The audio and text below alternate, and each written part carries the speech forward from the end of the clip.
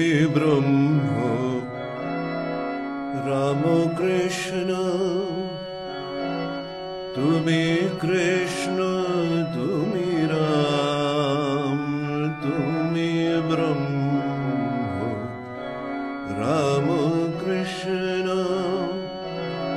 তুমি কৃষ্ণ তুমি রাম, তুমি বিষ্ণু তুমি জিষ্ণু, প্রভু বিষ্ণু প্রাণারাম, তুমি বিষ্ণু তুমি জিষ্ণু, প্রভু বিষ্ণু প্রাণারাম, তুমি ব্রহ্ম রাম কৃষ্ণ।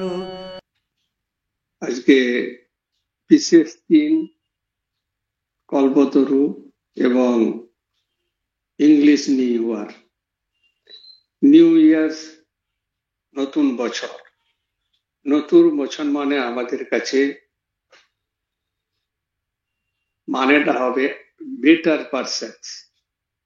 আমরা এই বছর গত বছরের তুলনায় বেটার পারসন হয়েছে কিনা, resolution how to become better person, better person, better person. That is, আধ্যাত্মিক দিক থেকে দেখতে গেলে এটা হচ্ছে নতুন বছরের মানে। আর সেই বেটার পারসন কি করে হতে হবে সেটা কিন্তু এই কল্পতরু, যেটা আমরা বলতে যাচ্ছি, 1 জানুয়ারিতে ঠাকুর দেখিয়েছিলেন।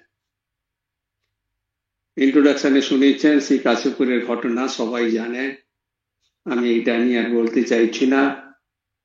কিন্তু সেখানে ঠাকুর নিজে এসে কল্পতরু হয়েছিলেন। কল্পতরু আমাদের পুরাণে আছে যে সেই কল্পতরু গাছটির কাছে যেতে হবে এবং চাইতে হবে এবং সেটা পাওয়া যাবে, এইভাবে আমাদের উল্লেখ আছে। কিন্তু এখানে দেখতে গেলে আমরা দেখতে পাচ্ছি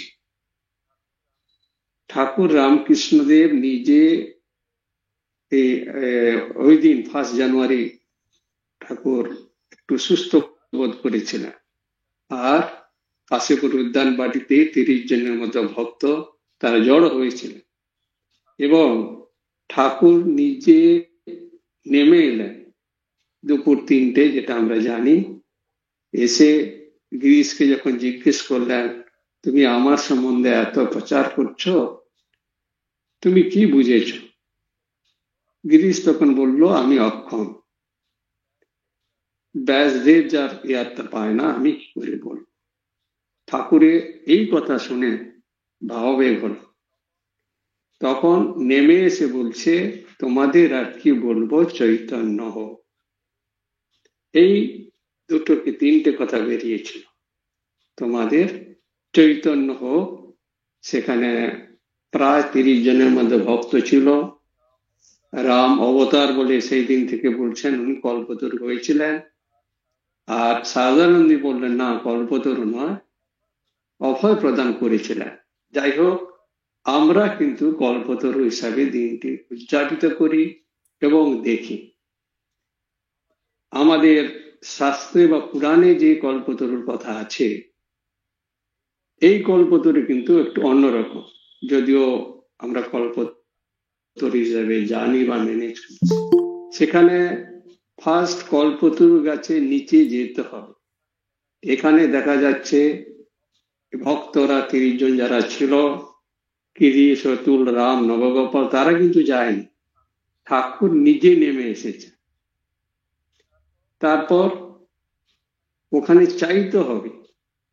আর এরা কোনো চায়নি, এরা কোনো কিছু চায়নি, ঠাকুর নিজে দিলেন, নিজে স্বেচ্ছায় দিলেন। সেই জন্য তথাগত কল্পতরু থেকে এই কল্পতরুটা একটু অন্যরকম। আর আমরা যখন চাই কল্পতরুর নিচের গাছে গিয়ে, কি চাই? বস্তু চাই, জাগতিক বস্তু চাই, ব্যাস এই তো। এটা চাই, এটা চাই, এটা চাই। কিন্তু এটাতে ঠাকুর কি বললেন? চৈতন্য হোক, কোন বস্তুর সঙ্গে চাওয়ার ব্যাপার ছিল না, অবস্তু ঐশ্বরিক, যে তোমাদের চেতনা হোক। এই হচ্ছে ঘটনা। কেন ঠাকুর চেতনা কথাটা এত করে বললেন? চেতনা সত্যি আমাদের চেতনায় এক জায়গায় বলেছেন যে চেতনা জাগরণ হোক, যেটা ঠাকুর বলছেন। আমরা বুদ্ধ, যিশু, মোহাম্মদ এদেরকে কি বলি? ধর্ম বিপ্লবী। কারণ এখানে তারা ধর্ম স্থাপন করেছে, বুদ্ধ, যিশু, মোহাম্মদ। ঠাকুর কিন্তু কোন ধর্ম স্থাপন করেননি। ধর্মের যে সার, তার কথা বললেন, তোমাদের চৈতন্য হোক। তার মানে তুমি যিশু হোক, মোহাম্মদ হোক, বুদ্ধ হোক, যে ধর্ম পালন করো না কেন, ধর্মের মূল কথা তো চেতনা, চৈতন্য। তুমি মূর্খ হোক, বিদ্বান হোক, উঁচু হোক, নিচু হোক, যে কোনো প্রকারের নাগরিক হোক, চৈতন্যটা হচ্ছে ধর্মের মূল কথা। ঠাকুর এটা বলতে চাইছেন, মুখ্য কথা এটাই ধর্ম। মানুষকে হুঁশ হতে হবে।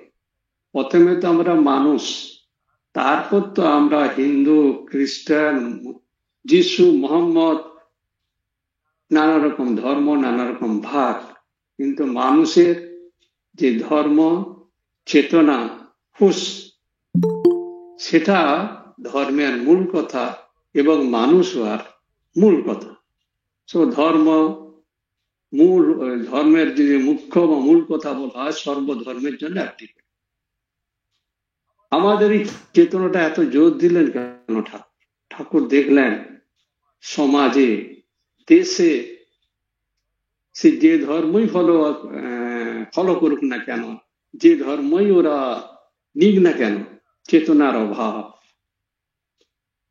একটা উদাহরণ, সিগারেট খেয়ে রাস্তায় ফেলে দিলে কারোর ক্ষতি হবে, হতে পারে, সেটা কিন্তু চিন্তা করলেন।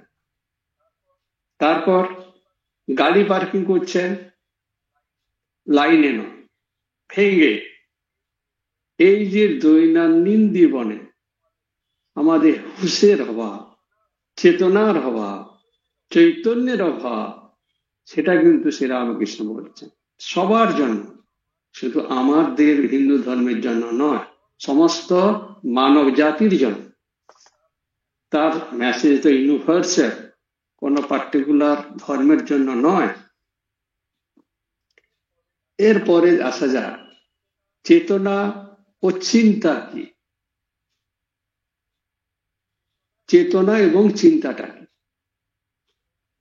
অধিকাংশ সময় আমাদের মন দেহবোধে থাকে, তো তার উত্তরণের জন্য কি চাই? চেতনা। চেতনা এবং চিন্তার মধ্যে পার্থক্যটা আমাদের একটু জেনে নিতে হবে। আমরা দেখি অধিকাংশ সময় আমাদের মন দেহবোধে আছে, দেহতে থাকে। তার দেহতে থেকে উত্তরণ মানে চেতনার দরকার। চেতনা মানে নিম্ন স্তর থেকে নিম্নতর, উঁচু থেকে মনকে উঁচু দিকে নেওয়া যায়, উচ্চ স্তরে নিয়ে যাওয়া, নিম্ন স্তর থেকে উঁচু স্তরে নিয়ে যাওয়া।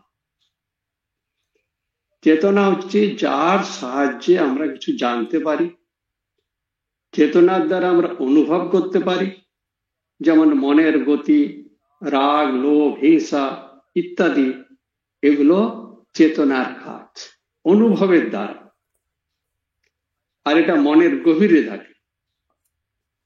চিন্তার কাজ, ফিলোসফি লিখতে পারি, লজিক বানাতে পারি, কবিতা বলতে পারি, ইত্যাদি ইত্যাদি। তো এই চেতনা এবং চিন্তা অনুভব। ধর্মের মুখ্য কথা হচ্ছে অনুভব।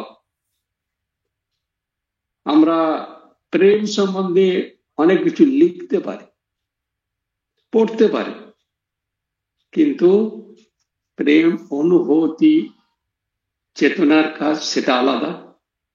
সেই জন্য চিন্তা এবং চেতনা, চিন্তার দ্বারা আমরা অনেক বইও লিখতে পারি, কবিতা লিখতে পারি, কত কিছু লিখতে পারি, কিন্তু চেতনার দ্বারা অনুভব, যেটা মুখ্য ধর্মের, এখানেও প্রেম পড়া, প্রেম অনুভব করা দুটো আলাদা। সেই জন্য বলা হচ্ছে লক্ষ্য বস্তু হচ্ছে আমাদের অনুভবে, চেতনায়।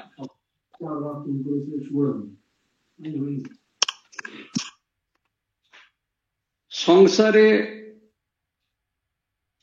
এবারে আরেকটা দিকে আছে, আমাদের দেখা যাক আমাদের ব্যবহার কেমন করছে।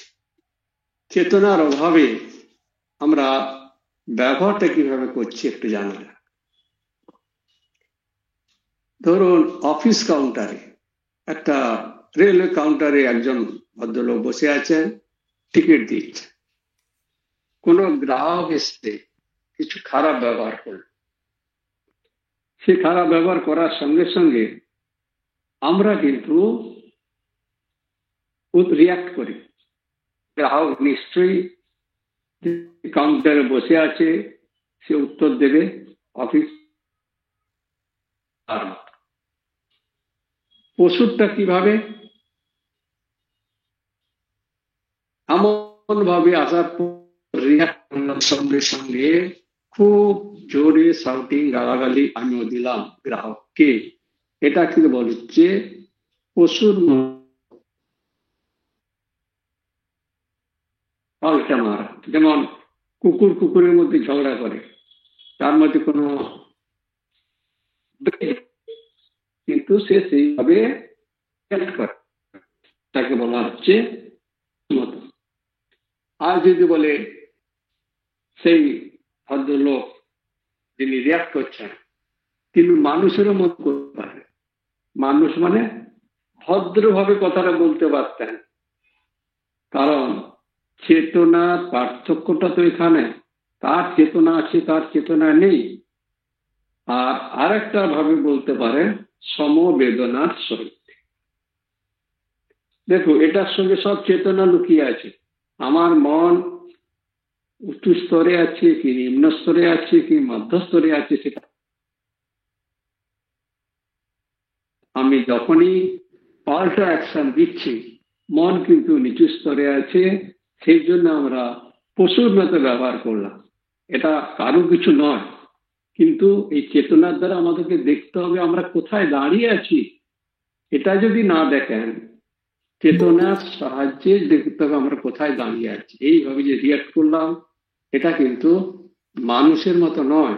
মানুষের মতো হলে ভদ্রভাবে কথা বলবে, ভদ্রভাবে রিয়াক্ট করবে, ভদ্রভাবে স্ট্রেন এবং বেদনা দিয়ে, মানে সহ্য করে দেবতার যেমন করে। তো এটা কিন্তু চেতনার খেলা। আর একটা উদাহরণ দিলে আরো ক্লিয়ার হয়ে যায় যে কি জিনিসটা হচ্ছে। চেতনার তারতম্যে মানুষের ব্যবহার এই তিনটা শ্রেণীতে এসে যাচ্ছে। ধরুন একটা বাজনা, কোনো পার্টি হচ্ছে, পার্টির পর সবকিছু হয়ে যাওয়ার পর খাওয়ার সময় এসে গেছে, জানালো এটা হচ্ছে খাওয়ার সময়। তখন দেখবেন কিছু লোক থাকবে সবাইকে ধাক্কা ধুক্কি দিয়ে প্রথমে জানা, তাহলে এটা কি স্তর এলো? চেতনার অভাবের জন্য পশুর মতো ব্যবহার করে, পশুরা তো আগে যায়। আর যারা আরেক শ্রেণীর লোক আছে, তারা চুপচাপ করে ডিসিপ্লিন, তার মানে ভদ্রভাবে ডিসিপ্লিন হয়ে লাইনে দাঁড়ায়। আরেকজন সে কি করে, সবাই চলে যাওয়ার পর তো চৈতন্য হোক, ঊর্ধ্ব স্তরে নিয়ে এসো, নিম্ন স্তর থেকে ঊর্ধ্ব স্তরে। সেই জন্য বলা হয় মানুষ ছিনিয়ে নেয়, এ পশু ছিনিয়ে নেয়, মানুষ ভাগ করে নেয়, দেবতা রাজার মতো দান করে। আর একটা দেখুন, এই যে মনের কথা এসে গেল, মনের গতি সাধারণত ঊর্ধ্ব থেকে নিম্ন, সবসময় নিম্ন মানে বস্তু জগৎ সংসার নেই, নিম্ন গতিতেই থাকে, ঊর্ধ্ব গতিতে নিয়ে যেতে। ঠাকুর চেতনার কথা বললেন। তারপর আমরা দীক্ষা নিয়েছি, মন্ত্র নিয়েছি। মন্ত্রের কাজ কি খুব সুন্দর করে বলছেন কি, দেখুন, জলের গতি হচ্ছে উঁচু থেকে নিচুতে আসা। তাকে যদি উপরে নিয়ে যেতে হয়, যন্ত্র চাই, পাম্প চাই, এক্সট্রা ফোর্স চাই, যার দ্বারা জলের গতি নিচু থেকে উঁচুতে হয়ে যায়। কি ডেফিনেশন একজন সাধু সুন্দর করে বললেন। তো আমাদের এখন পর্যন্ত এলাম যে আমরা এই তিনটিতে মন থাকে বা কেমন ব্যবহার করছি। এরপরে একটা আসছি, চেতনা কিন্তু দেখুন, সাধারণ মানুষের চেতনা শরীরে থাকে, দেহে থাকে। সেই জন্য কি হয়, আমরা ঘর বাড়ি, থাকা খাওয়া এবং শরীরের কমফোর্টের জন্য সবকিছু চাই। কমফোর্টের জন্য যা যা দরকার একের পর এক আমরা নিয়ে আসছি, শরীরে মন থাকে বলে। এই আবার আমি বলি, চেতনা তিনটে স্তর, একটা হচ্ছে দৈহিক, একটা মানসিক, একটা আধ্যাত্মিক। আমাদের চেতনা যখন মনের লেভেলে থাকবে, শরীরের লেভেলে থাকবে, তখন আমাদের থাকা খাওয়া বস্ত্র শরীরের কমফোর্টের জন্য চাই। তারপর মন যখন, এই চেতনা যখন মনের মধ্যে থাকবে, তখন কি হচ্ছে, মানসিক আনন্দ। দার্শনিক, শিল্পী, বৈজ্ঞানিক মনের খেলাতে আনন্দ পায়, কারণ চেতনা তখন মনে আছে। আর একটা স্তর হচ্ছে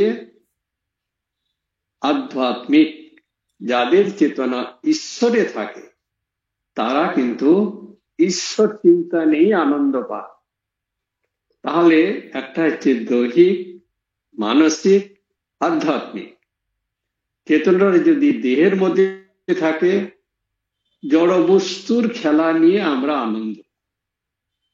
সোজা কথা, জড় বস্তু মানে এই জগৎ, বাড়ি গাড়ি, ছেলে মেয়ে আরো চাই, এই জায়গাতে খেলাতে আনন্দ পায়। চেতনা যখন মনে থাকবে, মন যখন চেতনা মনে থাকবে, তখন আমরা বিভিন্ন মনের খেলাতে শিল্পী, বৈজ্ঞানিক, দার্শনিক, আঁকা এসব চাই। আর যারা ঈশ্বরে থাকে, তারা ঈশ্বরেই খেলা করে থাকে, ঈশ্বরেতে খেলা করে এবং আনন্দ পায়। আর দৈহিক দেহে থাকলে বস্তুর খেলাতে আনন্দ পায়, চেতনা যখন মনে থাকে মনের খেলাতে আনন্দ পায়। তো এখান থেকে চেতনার স্তর অনুযায়ী আমরা বুঝতে পারবো কোথায় চেতনার স্তরে আমরা কোন লেভেলে আছি। দেখুন, ঠাকুরের মথুর বাবুকে দক্ষিণেশ্বরের সম্পত্তি দিতে চেয়েছিলেন। লক্ষ্মীনারায়ণ বারোয়ারি 10,000 টাকা দিতে চেয়েছিলেন, ঠাকুর কিন্তু নিলেন না। দেখুন, এই ছোট ছোট ঘটনা।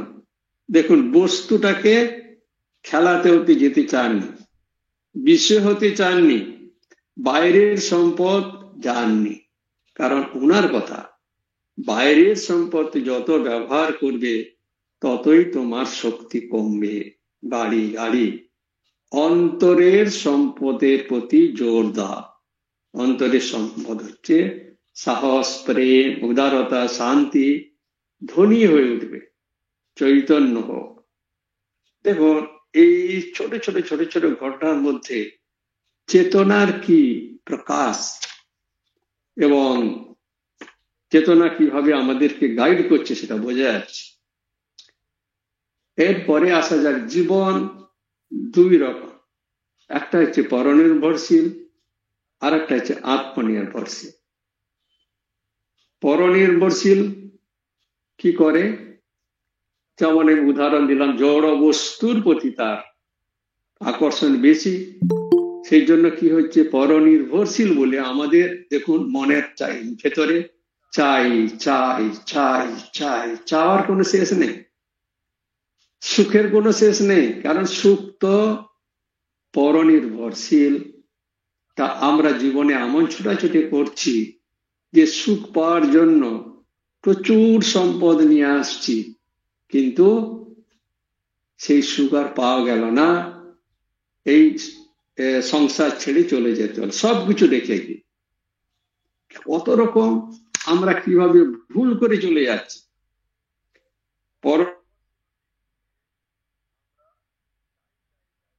পরনির্ভরশীল হতে, এবং এত চেয়েছি, পরনির্ভরশীল হয়ে গেছি, কিন্তু সুখ আর পেলাম। আত্মনির্ভরশীল সে তত ভেতরের শক্তি ঈশ্বরেতে লাভ করে, সে তখন কি করবে, আমার বাইরের সম্পদ কোনো দরকারই নেই, দিয়ে দাও দিয়ে দাও, রাজার মতো দিয়ে দাও, ত্যাগ করতে শেখো, আপনা আপনি আসবে। ঠাকুর কিন্তু এটা শেখালেন। একটা হচ্ছে চেতনার দ্বারা আমরা যদি, অনুভবের দ্বারা আমরা যদি এগুলো বিচার করি যে আমাদের স্বভাব চাই চাই চাই চাই, কারণ পরনির্ভরশীল, পরনির্ভরশীল হলে তো সে দুঃখ দেবে। কোনোদিন কি সেটা আপনি কমপ্লিট করতে পারবেন? একটা 1 কোটি থাকলে 5 কোটি চাই, 5 কোটি থাকলে 6 কোটি চাই, এটা তো আমাদের আপনাদের সবার এক্সপিরিয়েন্স আছে, অনুভব আছে। সে অনুভব দিয়ে দেখুন, পরনির্ভরশীল থেকে পরনির্ভরশীল হয়ে গিয়ে এই যে সুখের জন্য প্রচুর সম্পদ কামালেন, কিছুই নিয়ে যেতে পারলেন। যেমন আপনি ভিখারি ছিলেন, ভিখারি হয়ে মরলেন।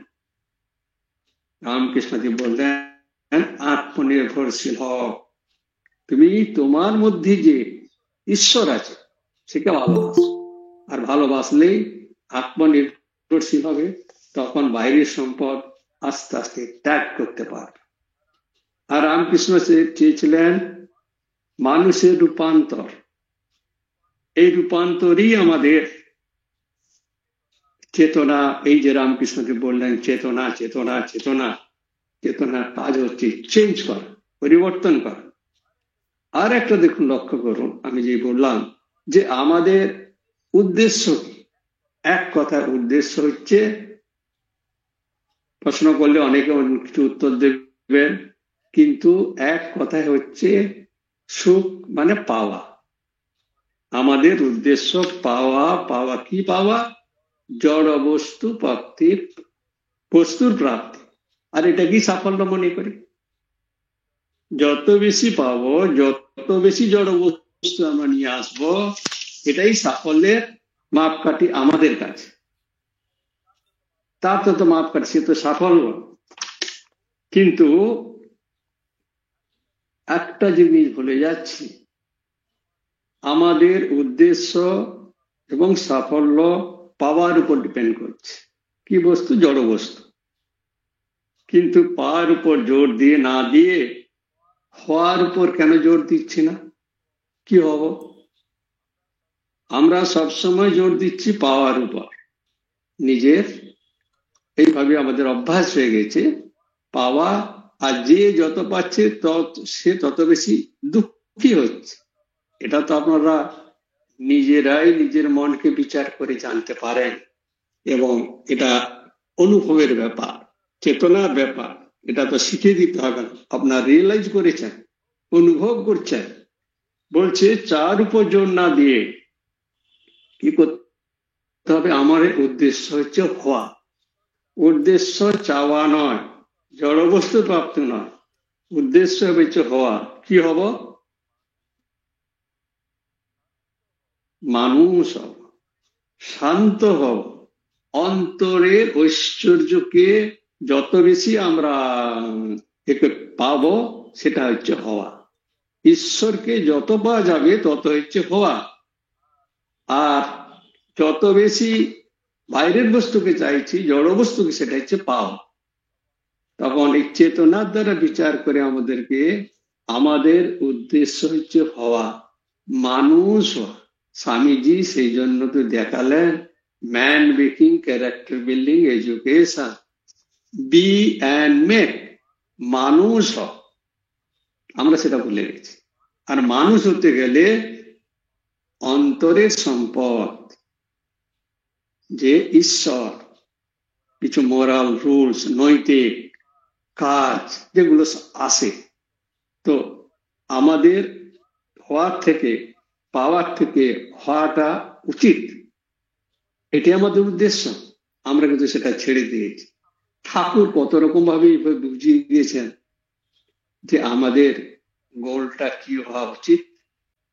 সেই গল্পটা, কথাটা মনে পড়ছে নিশ্চয়ই। চিল খুব উপরে উঠে প্রচুর পেয়েছে, প্রচুর শিক্ষা, প্রচুর বিদ্যা, কিন্তু সে তা যত উপরে উঠুক, মনটা কোথায় থাকে? পচা মড়াতে। পচা মড়াতে আমরা হতে পারিনি তো, মানুষ হতে পারিনি তো। আমরা শুধু চেয়ে গেছি, চেয়ে গেছি, চেয়ে গেছি, মানুষ হতে পারেনি। সেই পচা এত উপরে উঠেও চিলের যেমন দৃষ্টি থাকলো পচা মরা দেহতে পচাতে, আমাদের অবস্থা তাই। তাহলে চেতনার কাজ কি হলো? এই যে ঠাকুর বললেন চেতনা চৈতন্য হোক, আমাদের কি চৈতন্য হয়েছে? এইভাবে আপনারা বিচার করুন। এখানে কে বলেছে, মা এই জায়গা বলেছেন, দেখো বাবা, যত তুমি বিদ্যান হোক না কেন, যত বড় জ্ঞানী হোক না কেন, সাধনা না থাকলে কাম ক্রোধ লোভ তোমাকে জ্বালাবে। তাই হচ্ছে আজ পুরো দেশের কি অবস্থা। শুধু জড়বস্তুর প্রাপ্তি এবং পেয়ে যাওয়ায়, আর দেশের কি অবস্থা, কি তাদের মধ্যে কোনো কন্ট্রোল নেই, হতে পারেনি তো। সব মানুষ, যে স্বামীজি বলছেন মানুষ, I want man man man, rest will come afterwards. মানুষ হতে পারেনি, আমরা পণ্ডিত হয়েছি, মানুষ চাই। স্বামীজির লাইনে, স্বামীজি এখান থেকে বলেছিলেন মানুষ মানুষ, চৈতন্য চেতনা চাই যাতে মানুষ হতে পারে। এটাই কিন্তু আমাদের উদ্দেশ্য। কি সুন্দর উদাহরণ দিলেন, পচা গরু, মোষ। এরকম ঠাকুরের অনেকগুলো ঘটনা আছে, বাবু হতে পারবো না, এরকম কত ঘটনা আছে। শাল দিয়ে জড়িয়ে দিয়েছিল যে আমি বাইরের বস্তুতে যাব না। তার অন্তরের সম্পদ যতক্ষণ না আমরা চেতনার দ্বারা নার্চার করছি, আমরা মানুষ হতে পারবো না। আমরা বাইরের মানুষ, ভেতরে অমানুষ। এই তো ব্যাপার। যে দেখো, মা এই মনে পড়লো, মা বললেন তোমাদের দোষ দাও, তোমরা অন্যের দোষ দেখবে না, নিজের দোষ দাও। দেখুন, এই দোষটা তো আমরা দেখতে পাচ্ছি না। আমরা কোথায় যাচ্ছি দিনে দিনে চেতনার অভাবে? দোষ দেখো, দোষ দেখো, দোষ দেখা বন্ধ করে নিজের দোষ দাও। সেই জন্য বুদ্ধদেব এক জায়গায় বলেছিলেন যে আমাদের সবচেয়ে বড় ভুল কি? আমাদের জীবনে, সবার জীবনে সবচেয়ে বড় ভুল কি? বড় ভুল হচ্ছে নিজেকে পরিবর্তন না করা। সবাইকে বদলাতে চাই, কিন্তু নিজেকে পরিবর্তন করব না। দেখুন, একজন সাধু বলছেন, জিজ্ঞেস করছে, একজন ভক্ত হয়েছে, মহারাজ আমার পাশের লোক আমাকে খুব করে, ডিসগ্রেস করে, অপমান করে মাঝে মাঝে। ও আমি যেমন চাই বা বলি সেটা করেন। তখন ওই সাধু উত্তর দিলেন, আচ্ছা ধর্ম করছো কার জন্য? শাস্ত্র পাঠ করছো কার জন্য? উপনিষদ পাঠ করছো কার জন্য? সে বললো আমার জন্য। তখন তুমি ধর্ম করছো, শাস্ত্র পাঠ করছো, মন্দিরে যাচ্ছ তোমার জন্য, ওর জন্য তো নয় যে তোমাকে অপমান করছে। তাহলে তুমি কি করে আশা করছো তার থেকে? এটা তো তুমি ধর্ম করছো তোমাকে বাঁচানোর জন্য, তুমি শাস্ত্র পাঠ করছো তোমাকে নিজেকে বাঁচানোর জন্য। এই বিরূপ পরিস্থিতি এলে এই ধর্ম তোমাকে বাঁচাবে, তুমি তো উল্টা করতে যাচ্ছ। ধর্ম পড়ে ওর উপর ধর্মটা অ্যাপ্লাই করতে চাইছো, ও ওইভাবে ব্যবহার করুক, আমি শান্তিতে, আমি ভালোতে থাক। এটা তো হয় না, এটা ভুলে গেলে চলবে না। ধর্ম শাস্ত্র যা কিছু পাঠ করছি তা আমার জন্য, আমাকে বাঁচাবে বলে। কিন্তু আমাদের ভুল ধারণা, যা পড়েছি ওইটা অপরকে দিয়ে গেলাম, তুমি এরকম করো, এটা শাস্ত্রে লেখা আছে। ওইটা নয়, ধর্ম আমাদেরকে বাঁচাবে আমার জন্য, এটার জন্য আমরা ভুলে না যাই। আর একটা হচ্ছে যে আমাদের মধ্যে চেতনার কত কম দেব। এখন যদি প্রশ্ন করা হয় সবাইকে, আপনারা ভগবানকে চান না ভগবান থেকে চান? নিশ্চয়ই সবার মনে মনে হচ্ছে ভগবান থেকে চাই। হয়তো কেউ বলবে না না, এখন যুক্তি তর্কের খাতিরে সবার সামনে কি করে বলবো, এক দুজন হয়তো বলবেন ভগবানকে চাই, কিন্তু মনের ভেতরে সে ভগবান থেকে চায়। আর সেই জন্য তো মন্দিরে যায়, সেই জন্য তো বলে এটা দাও প্রভু, এটা দাও। কেউ যদি বলে থাকে আমি ভগবানকে চাই, তাহলে আর একটা পরীক্ষা, দুটো সাদা কাগজ দেওয়া হয়, একটা কাগজে লিখুন কি পেয়েছেন, আর একটা কাগজে লিখুন কি পাননি। জেনারেলি দেখবেন কি পাননি লিস্টটা বড় হয়ে গেছে, কারণ আমাদের মন তো ওই শরীরেই আছে, বস্তু কেন্দ্রিক, জড় কেন্দ্রিক। পাইনি পাইনি পাইনি পাইনি পাইনি পাইনি বলে লিস্ট ভরে গেছে, দরকার হলো আর এক্সট্রা কাগজ। কি পেয়েছি হয়তো দুটো কি তিনটে পয়েন্ট লিখলে। দেখো চেতনার অভাবের জন্য আমরা কোথায় দাঁড়িয়ে আছি, রহস্যটা দেখো। আচ্ছা, পাইনি লিস্টটা মিশে গেল, পেয়েছি কম, খুব কম। তাহলে এখন চিন্তা করে বলুন তো, জন্ম থেকে আজ 50 বছর বয়স অব্দি আপনি কি কি পেয়েছেন? যা পেয়েছেন সব তো ঈশ্বরের জন্য, ঈশ্বরই তো আপনাকে দিয়েছে। সেই লিস্টটা দেখবেন 10-12 পেজ হয়ে গেছে, সেটা কিন্তু মনে থাকলো না। কি পাইনি জাগতিক বস্তু সেটা মনে থাকলো, তাহলে সেটা তো কোনোদিন মনেই এলো না। ঈশ্বরকে তো কোনোদিন আমরা ধন্যবাদ দিচ্ছি না, আমাকে এটা দিয়েছেন এটা দিয়েছেন। আর আমাদের মুদ্রা দোষ হচ্ছে ভগবানকে ভুলে যাওয়া। কি করে? পাইনি পাইনি পাইনি পাইনি পাই, ব্যাস সারাদিন শুধু পাইনি পাইনি পাইনি, কান্না কাটি, ফোন করে এটা পেলাম না ওটা পেলাম না, ও স্ত্রী ওকে দিয়েছে, বায়না দিয়েছে, আমার স্বামী ওকে দেয়নি, এই নানা রকম শুধু পাইনি। ঈশ্বর যেটা দিয়েছে সেটা তো আপনি দেখলেন, মনে আসছে না? ঈশ্বরই তো নেই আপনাদের কাছে, চেতনাই তো নেই আমাদের। চেতনা থাকলে আমরা বলতাম এটা দিয়েছে এটা দিয়েছে, পাইনি পাইনি বলে ঈশ্বর ভুলে আছে। আজ থেকে বলুন চৈতন্য হোক, কল্পতরু সে দিয়েছেন, যে আমরা অনেক পেয়েছি অনেক পেয়েছি অনেক পেয়েছি।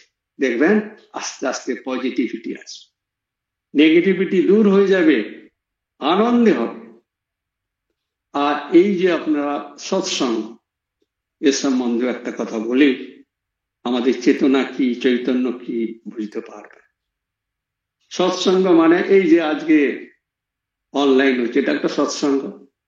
ইউটিউবে অনেক সৎসঙ্গ শুনছি মহারাজদের, তারপর নানা রকম ভক্ত সম্মেলন, বিভিন্ন জায়গায় যাচ্ছি, কিনা সৎসঙ্গ করতে সৎসঙ্গ করতে সৎসঙ্গ। একজন বিজ্ঞ এবং খুবই প্রসিদ্ধ সাধু এই সৎসঙ্গ সম্বন্ধে বলছেন, দেখো বাপু, ওইটাকে সৎসঙ্গ বলে না। তবে কি সৎসঙ্গ হচ্ছে এই সৎকে কতখানি তুমি গুরুত্ব দিচ্ছ। কি সুন্দর এক্সপ্লেনেশন দেখুন, দিস আর চেতনা। আমরা অনেক সৎসঙ্গ করছি, কত লেকচার শুনছি, কত মহারাজের শুনে শুনে কান এ হয়ে গেছে। সৎসঙ্গ হচ্ছে আপনি যখন সংসারে কাজকর্ম করছেন, সৎকে কতখানি গুরুত্ব দিচ্ছেন, দ্যাট ইজ সৎসঙ্গ। এই সৎসঙ্গ আমাদের ইন্সপাইরেশন দেয়, কিন্তু প্রকৃত সৎসঙ্গ হচ্ছে সৎকে গুরুত্ব দেওয়া, আপনার জীবনে সৎকে গুরুত্ব দেওয়া। আমরা দিতে পারিনি, চেতনাই নেই। ঠাকুর সেদিন বলেন চৈতন্য হোক, চৈতন্য হোক, চেতনা না হলে আমরা কিন্তু ওই পশু স্তরে থেকে যাব। ঠাকুর এত কষ্ট করে এত করে উনি দিলেন অভয় বাণী বা এই যে আশীর্বাদ দিলেন, সেটা কাজে লাগান। যেমন দেখুন আর একটা কথা, being a male matter of birth, being a man matter of age, being a gentleman matter of choice. এই যে ঠাকুর এত সব কথা বললেন, সেটা আপনার চয়েসের উপর, matter of choice. Being a mail person or female person, matter of birth. Being a man, matter of age. Being a gentleman, matter of choice. এইভাবে যেভাবে অ্যানালিসিস দিলাম, এইভাবে আপনার প্রত্যেক কাজটা এই চেতনার দ্বারা করবেন বা এইভাবে অনুভব করবেন। চেতনাকে কাজে লাগান, জীবনকে সুন্দর করুন। তা নাহলে রামকৃষ্ণদেব এক জায়গায় একজন সুন্দর করে লিখছেন, রামকৃষ্ণদেব এসেছিলেন যারা রামকৃষ্ণ মিশনের ফলোয়ার বা মেম্বার, তাদেরকে বা জগতেরকে রাজার মতো বাঁচাতে, ভিখারির মতো বাঁচতে নয়, শিখালেন রাজার মতো বাঁচতে, ভিখারির মতো নয়। আর ওইটাই তার জীবনের মেন শিক্ষা, রাজার মতো আনন্দে বাঁচো, ভিখারির মতো নয়। ভিখারির মতো মানে উনি ত্যাগ বলেছেন, ত্যাগটা থাকলেই ভিখারি। সে ঢেকিশালায় জন্ম হলো, কেন হলো? ঢেকিশালায় কি হয়? সার অসার আলাদা, সেই সার অসার আলাদা করতে হবে। আর আমরা সেই রামকৃষ্ণদেবের অথানুজি ধনী হয়ে, যখন রাজার মতো মানে ধনী হয়ে যাবে, যখন ঈশ্বরে মন যাবে তখনই ধনী। আর যখন বস্তুতে মন থাকবে তখন গরিব। চেতনার দ্বারা আমাদের জীবনকে পরিবর্তন করতে পারি। আজকে এইখানে শেষ করছি এবং ঠাকুরের কাছে প্রার্থনা করি, আমরা যেমন চেতনার দ্বারা জীবনকে উপরের দিকে নিয়ে যেতে পারি, মনকে উপরের দিকে নিয়ে যেতে পারি, আর পরনির্ভর না হয়ে আত্মনির্ভর হতে পারি। এই বলে আমি আজকে শেষ করছি। আজকের দেবত্ব সমাবেশে ঠাকুরকে সঙ্গীত নিবেদন করবেন আমাদেরই সংগঠনের দিদি তুহিনা পুততুণ্ড। মহারাজকে প্রণাম জানাই। অপূর্ব শুনলাম মহারাজ, এতক্ষণ মন্ত্রমুগ্ধের মতো ছিলাম একদম। ঠাকুরমা স্বামীজির চরণে প্রণাম জানিয়ে কল্পতরু দিবস নিয়েই গান একটা করছি, ঠাকুরের চরণে নিবেদন করছি। তুমি ঠাকুর কল্পতরু, জগৎ গুরু সবার, তুমি ঠাকুর কল্পতরু জগৎ গুরু সভা, তুমি রাম তুমি কৃষ্ণ প্রেমের অবতার, তুমি রাম তুমি কৃষ্ণ প্রেমের অবতার, তুমি ঠাকুর কল্পতরু, তুমি নিত্য ভক্ত প্রাণে, তুমি সিদ্ধ ধ্যানে জ্ঞানে প্রভু,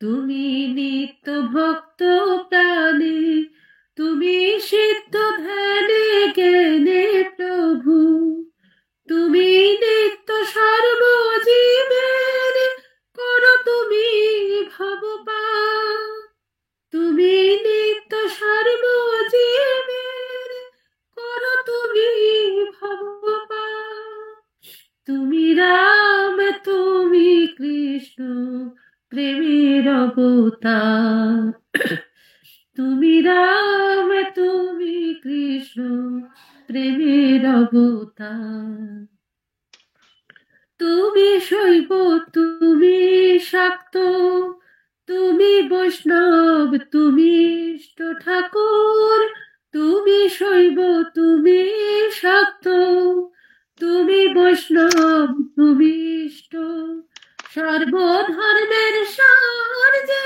তুমি, কভু দৃষ্ট কভু অদৃষ্ট, সর্বধর্মের সার যে তুমি, কভু দৃষ্ট কভু অদৃষ্ট, তুমি শুদ্ধ পরমহংস পূর্ণ ব্রহ্মে তুমি অংশ প্রভু, তুমি শুদ্ধ পরমহংস পূর্ণ ব্রহ্মে তুমি অংশ প্রভু, করুণার সিন্ধু ঠাকুর তুমি জীবের কথা সার, করুণার সিন্ধু ঠাকুর তুমি জীবের কথা সার, তুমি রাম তুমি কৃষ্ণ প্রেমের অবতার, তুমি রাম তুমি কৃষ্ণ প্রেমের অবতার, তুমি ঠাকুর কল্পতরু জগৎ গুরু সবার, তুমি ঠাকুর কল্পতরু জগৎ গুরু সবার, তুমি রাম তুমি কৃষ্ণ প্রেমের অবতার, তুমি রাম তুমি কৃষ্ণ প্রেমের অবতার, তুমি রাম তুমি কৃষ্ণ প্রেমের অবতার।